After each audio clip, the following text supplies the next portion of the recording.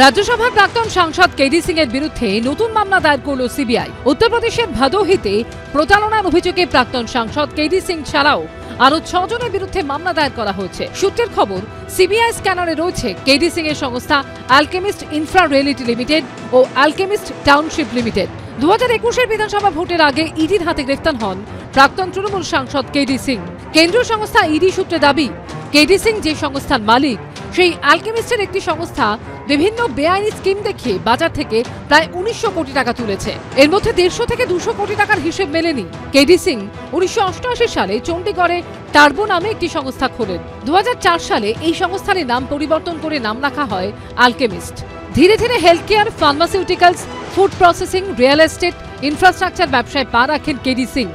অভিযোগ, এই ব্যবসার আড়ালে বাংলা, ঝাড়খণ্ড, ওড়িশা এবং অসমে চিটফান্ডের মাধ্যমে সাধারণ মানুষের কাছ থেকে টাকা তুলতে শুরু করে অ্যালকেমিস্ট। ব্যবসার সূত্র ধরেই রাজনীতির অলিন্দে প্রবেশ করেন কেডি সিং। ধীরে ধীরে ঝাড়খণ্ড মুক্তি মোর্চার ঘনিষ্ঠ হয়ে ওঠেন তিনি। 2010 সালে ঝাড়খণ্ড মুক্তি মোর্চা তাকে রাজ্যসভায় পাঠায়। 2010 নভেম্বরে জেএমএম ছেড়ে তৃণমূলে যোগ দেন। 2014 এপ্রিলে তৃণমূলের টিকিটে রাজ্যসভার সাংসদ হন কেডি সিং।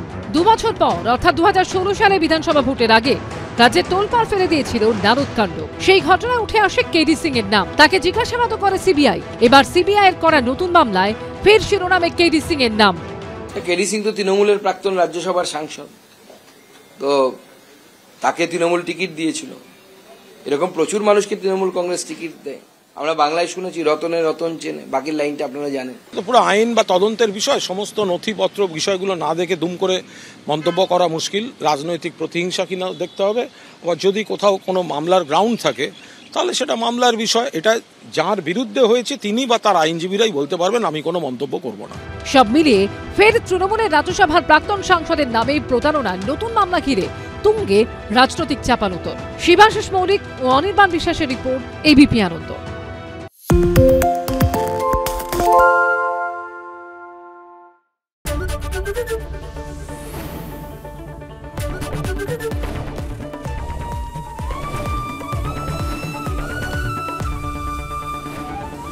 এবিপি আনন্দ, এগিয়ে থাকে, এগিয়ে রাখে।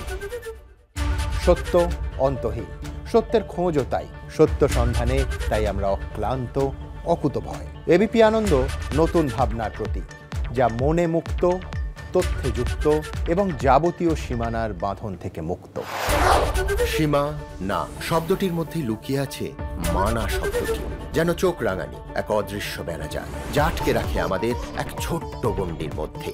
একমাত্র সঠিক খবরই গড়ে তুলবে এক মুক্ত সমাজ। সেই জগৎ গড়ার লক্ষ্যে কোনো সীমানার ঠুকুটি আমরা মানব না।